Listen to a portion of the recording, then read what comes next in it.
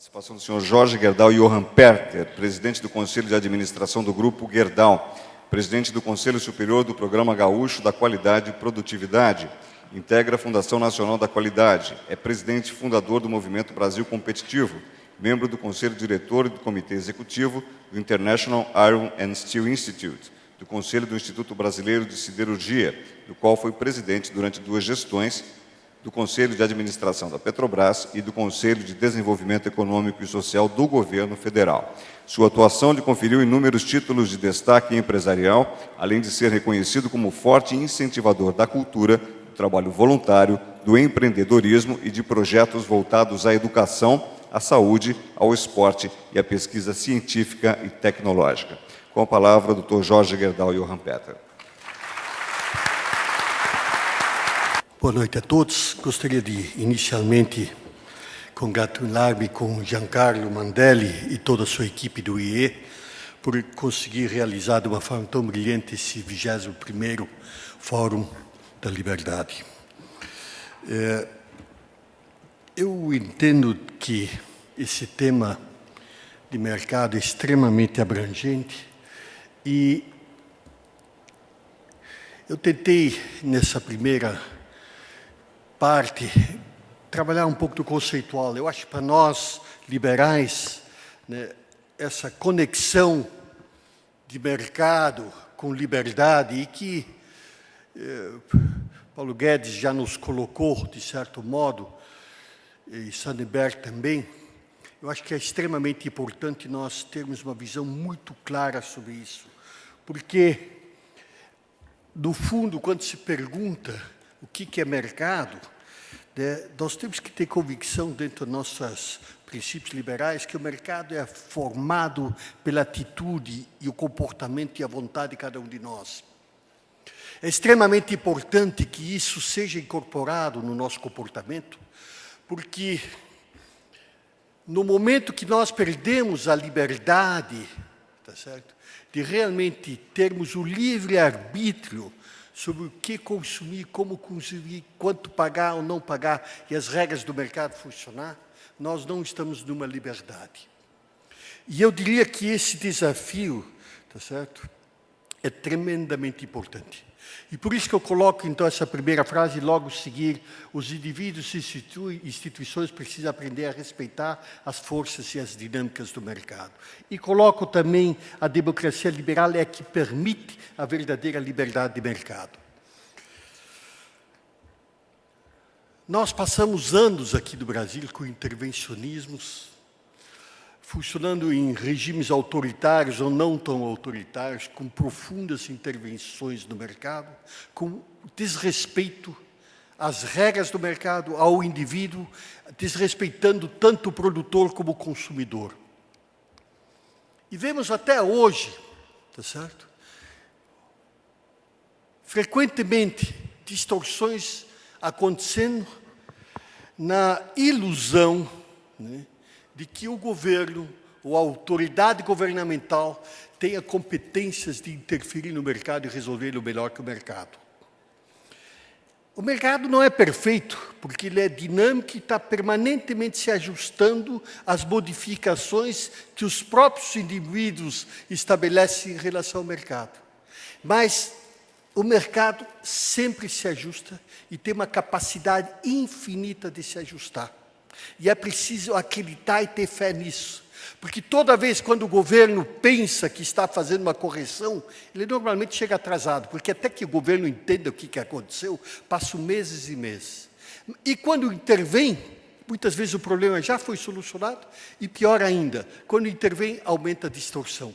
Então, dentro de uma visão liberal, é extremamente importante essa relação de liberdade e liberdade de mercado. Aliás, nós, com a vocação empresarial, né, nós temos uma tendência de colocar a liberdade de mercado como talvez o item mais importante. Mas eu diria o seguinte, a construção da liberdade, o liberalismo, né, tem que trabalhar nas várias frentes de liberdade, né, em que tem liberdade de pensamento, liberdade política, assim por diante.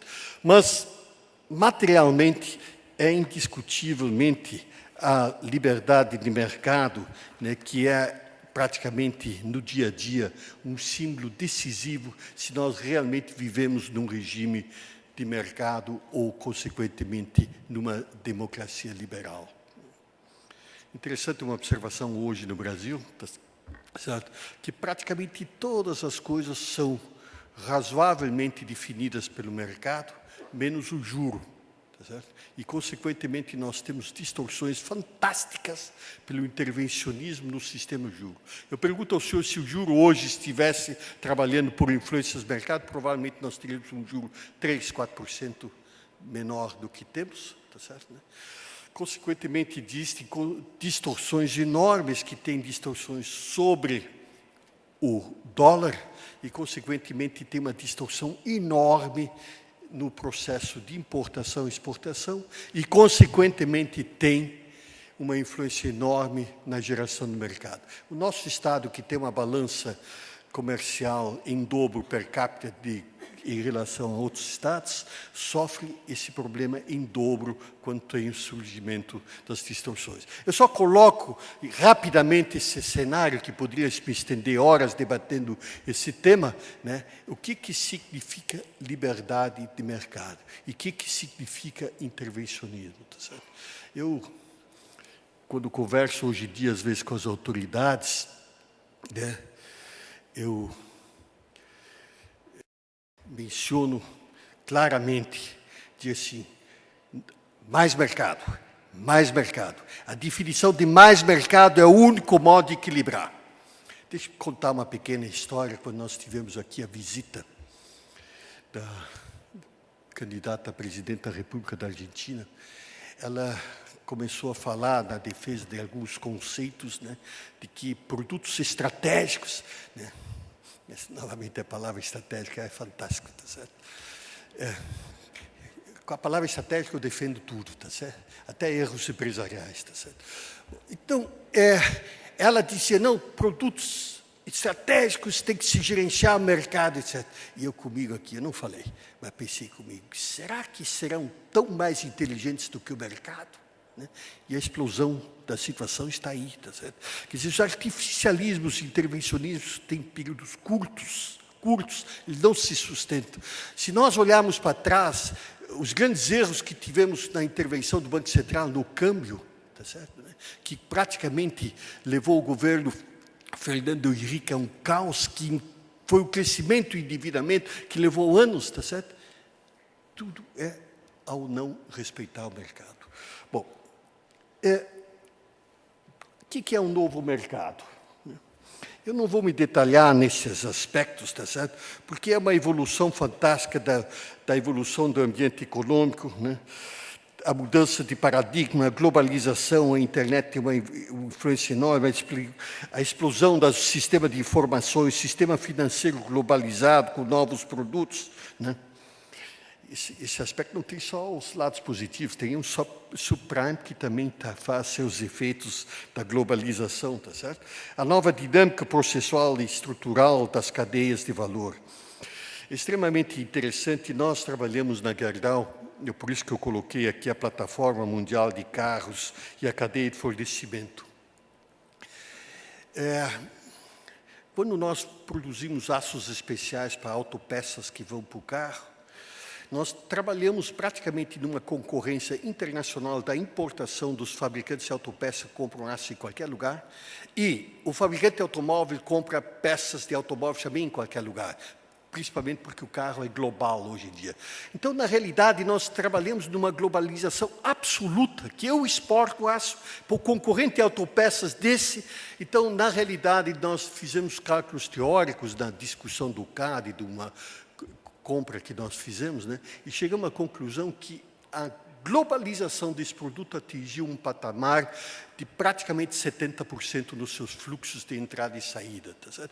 Isso é só para os senhores verificarem, né, que os fluxos globais de mercado, né, levam uma tendência que, em qualquer lugar do mundo, cada um de nós, cada vez, tem que se ajustar mais aos mercados globais. E aqui eu coloco só sobreviverão as empresas que se ajustarem ao novo cenário do mercado global.